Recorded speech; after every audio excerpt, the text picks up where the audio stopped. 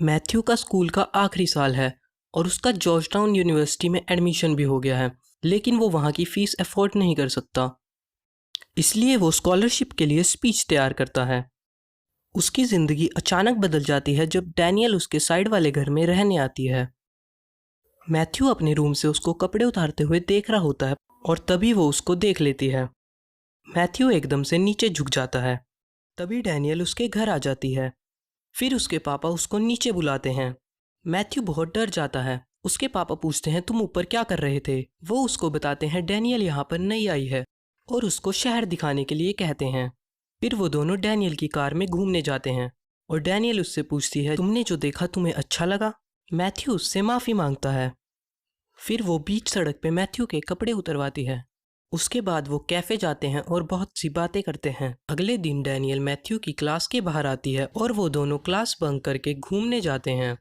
रात को Daniel Matthew को चोरी से एक स्विमिंग पूल पे लेके जाती है। वो दोनों किस करने ही वाले होते हैं, तभी मैथ्यू देखता है वो घर उसके प्रिंसिपल का है।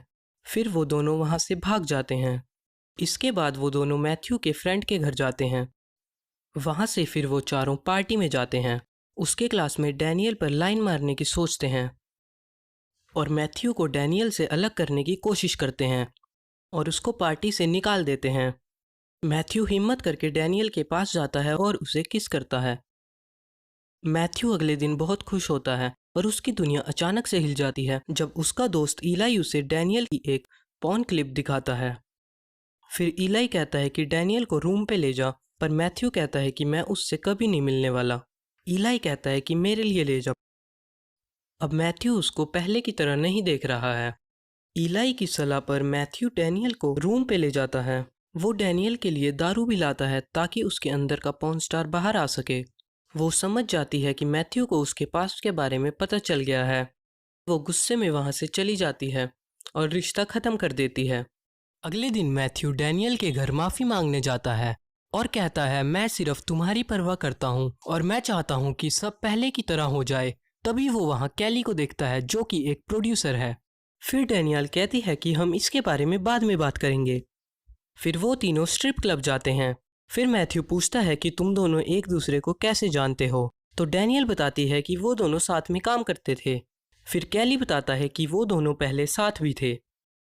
अगले दिन मैथ्यू कैली को उसके स्कूल के बाहर देखता है। वो उसकी क्लास की लड़कियों के साथ बात कर रहा होता है। फिर कैली उन लड़कियों से मैथ्यू और उसके दोस्तों की तारीफ करता है। वो लड़कियां कैली को उनकी फ़ोटो खींचने के लिए कहती हैं, पर कैली उन्हें इग्नोर कर देता है। कैली कहता है, इन लड़कियों की तो फुटबॉल वाले लड़कों के साथ वीडियो बननी चाहिए। फिर वो कैली के साथ बैंक जाता है और कैली को as a student advisor introduce करवाता है। वो देखता है कैली कितनी आसानी से किसी के भी साथ फ्लर्ट कर लेता है। डैनियल को लगता है कि वो अपने अतीत से कभी नहीं बच पाएगी, इसलिए वो कैली के साथ वापस वेगस चली जाती है। मैथ्यू अपने दोस्तों को कहता है कि ये सब मेरी गलती है, अगर मैं उसको रूम पे नहीं लेके जाता तो ये सब ना होता। फिर मैथ्यू का दोस्त कहता है कि वो अब जा चुकी है और अब तुम कुछ नहीं कर सकते। पर फिर वो तीनों वेगस के लिए निकलते हैं। मैथ्यू वहाँ डैनियल को देखता है। वो बहुत उदास होती है।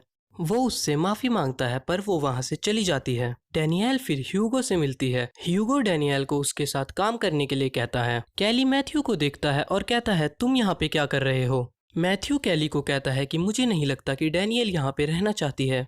पर डैनियल मैथ्यू को कहती है कि तुम प्लीज़ घर जाओ।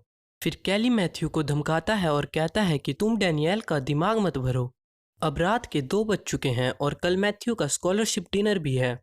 एक लड़की मैथ्यू के दोस्तों से पूछती है कि तुम क्या करते हो? तो वो झूठ कह देते हैं कि हम दोनों डायरेक्टर हैं और उस लड़की को मूवी में लेने के लिए हाँ कर देते हैं। तभी एक आदमी बताता है कि ये दोनों डायरेक्टर नहीं हैं, ये दोनों तो स्कूल में पढ़ने वाले बच्चे हैं। फिर उस लड़की का बॉयफ्रेंड उन दोनों के पीछे पड़ जाता है।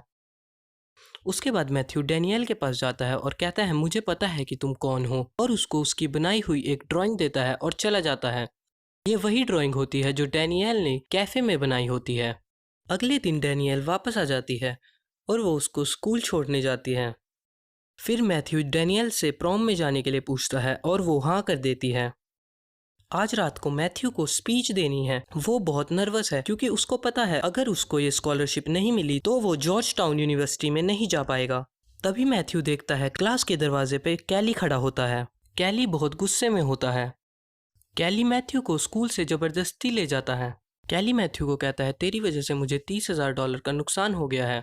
फिर मैथ्यू कहता है कि वो धीरे धीरे दे देगा, पर कैली उसकी बहुत पिटाई करता है और उसे ड्रग्स दे देता है।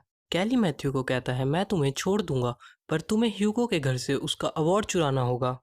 मैथ्यू ह्यूगो का अवार्ड चुराने जाता है, पर दूसरी तरफ कैली पुलिस को कॉल कर देता है और अब मैथ्यू के पीछे पुलिस पड़ी है। फिर मैथ्यू कॉल करके अपने दोस्तों को बुलाता है, पर मैथ्यू अभी नशे में है। मैथ्यू नशे में ही स्कॉलरशिप डिनर में चला जाता है। वो नशे में बहुत सी उल्टी हरकतें करता है। वो अपनी क्लासमेट को किस भी कर देता है।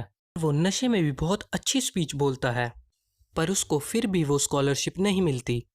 अगले दिन मैथ्यू बैंक जाता है और उसको वहाँ पता चलता है कि कैली उसका स्टूडेंट एडवाइज़र बन के आया था और उसके $25,000 ले गया है।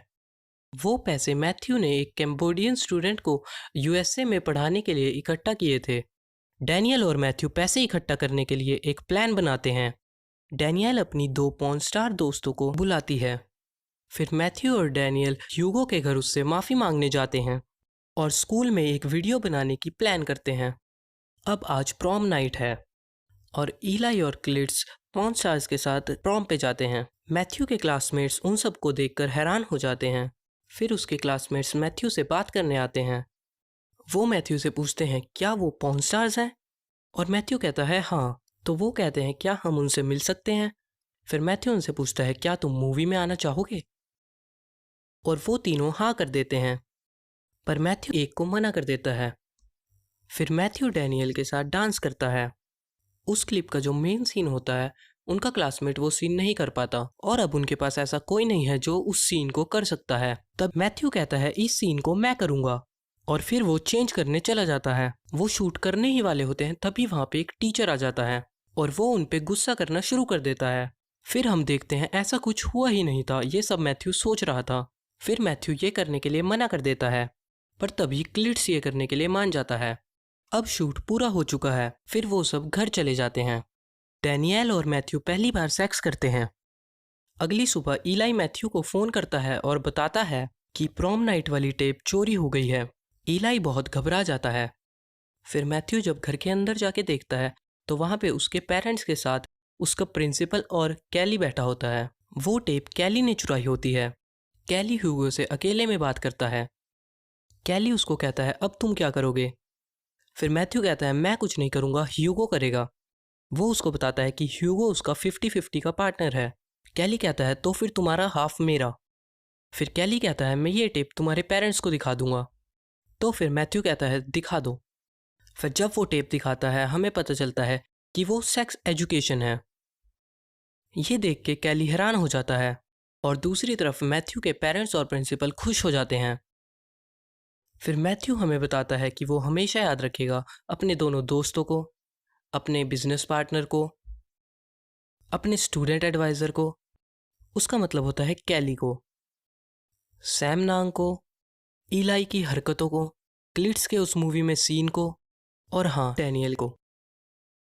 तो ये थी the girl next door movie की पूरी कहानी। IMDb पर इस मूवी की रेटिंग है 6.7। उम्मीद करता हूँ आपको ये वीडियो पसंद आया होगा।